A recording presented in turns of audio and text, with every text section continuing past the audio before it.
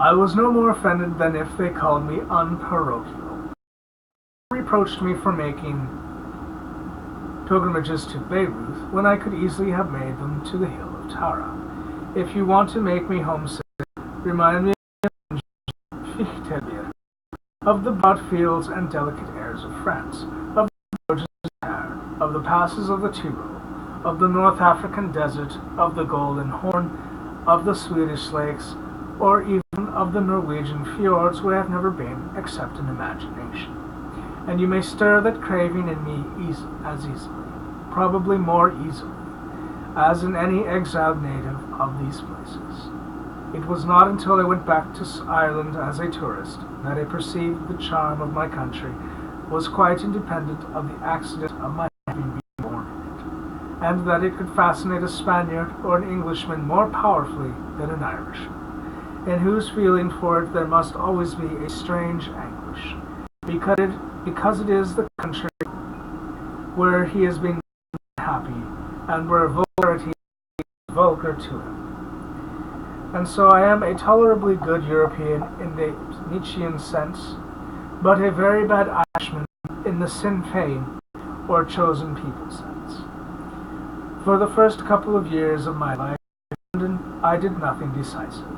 I acted as a ghost for a musician who had accepted a berth as a musical critic, and as such ghosts must not appear, and I was therefore cut off from the paper and could not correct proofs. My criticisms, mostly very ruthless ones, appeared with such misprints, such mutilations, venal interpolations by other hands, so inextricably mixed up with other criticisms most offensive to my artistic sense, that I have ever since hidden this activity of mine as a guilty secret, lest someone should dig up these old notices and imagine that I was responsible for everything in them and with them. Even now, I can hardly bring myself to reveal that the name of the paper was the Hornet, and that it had passed then into the hands of a certain Captain Donald Shaw, who was not related to me and whom I never met. It died on his hands and partly, perhaps, at mine.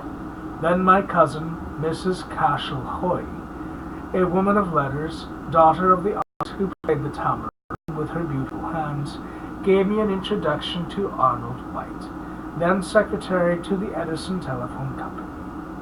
He found a berth for me in the wayleave department of that short-lived company, and presently found myself studying the topography of the East End of London, and trying to persuade all sorts of people to allow the company to put insulators and poles and derricks and the like on their roofs to carry the telephone line. I liked the exploration involved, but my shyness made the business of calling on strangers frightfully uncongenial, and my sensitiveness, which was extreme, in spite of the brazen fortitude which I simulated, made the impatient rebuffs I had to endure occasionally, especially from a much worried woman who mistook me for an advertisement canvasser, ridiculously painful to me. But I escaped these trials presently, for I soon had to take charge of the department, and organize the work of more thick-skinned adventurers instead of doing it myself. Further particulars will be found in the preface to my second novel, The Irrational Knot.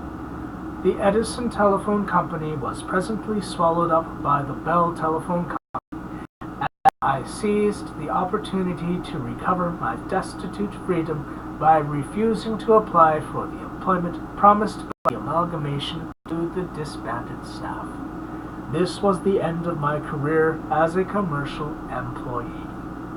I soon dropped even the pretense of seeking any renewal of it.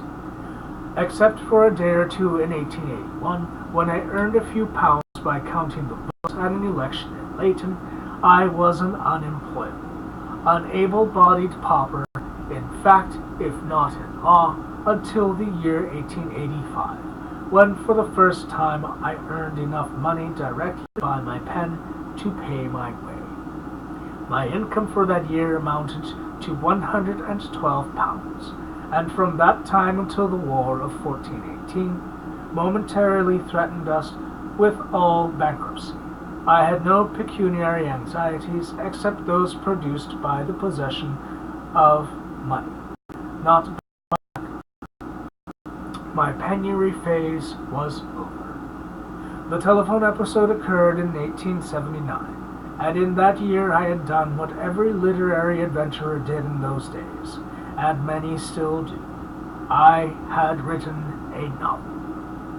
Office training had left me with a habit of doing something regularly every day as a fundamental condition of industry, as distinguished from idleness. I knew I was making no headway unless I was doing this, and that I should never produce a book in any other fashion. I bought supplies of white paper, pen at a time, folded it in quarto, and condemned myself to fill 5 pages of it a day, rain or shine, dull or inspired. And I had so much of the schoolboy and the clerk still in me that if my 5 pages ended in the middle of a sentence, I did not finish it until next. On the other hand, if I missed a day, by doing a double task on the morrow. On this plan, I produced 5 novels in 5 years. It was my professional apprenticeship, doggedly suffered with all the indifference and dissatisfaction of my learning, my very critical master, myself, to wit, whom there was no pleasing and no evading, and persevered in to save my self-respect in a condition of impetuosity which, for 2 acute moments, I still recall them with a wry face, added broken boots and carefully hidden nakedness to cuffs whose edges tread by the scissors, and a tall hat so limp with age that I had to wear it back to front to enable me to take it off without doubling up the brim. I had no success as a novelist. I sent the five novels to all the publishers in London and some in America. None would venture on them. 50 or 60 refusals without a single acceptance forced me into a fierce self-sufficiency. I became indiscourageable, acquiring a superhuman insensitiveness to praise or blame, which has been useful to me at times since at other times it has retarded my business affairs by making me indifferent to the publication and performances of my works, and even impatient of them as an unwelcome interruption to the labor of writing their successors. Instead of seizing every opportunity to bringing them before the public, I have often, on plausible but really trivial pretext, put up proposals which I should have embraced with all the normal author's keenness for publicity. Thus, after 5 years of novel writing, I was a complete professional failure. The more I wrote, the better I wrote, the less I pleased the publishers. This first novel of mine, though rejected, at least elicited some expressions of willingness to read any future attempts. Blackwood actually accepted and then revoked. Sir George Macmillan, then a junior, not only sent me a longish and evidently considered report by the firm's reader, John Morley, but suggested to him that I might be of some use to him in his capacity as editor of the Pall Mall Gazette.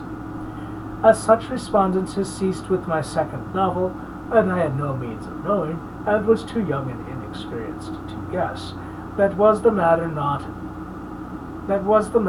any lack of literary competence on my part, but the antagonism raised by my hostility to respectable Victorian thought and society.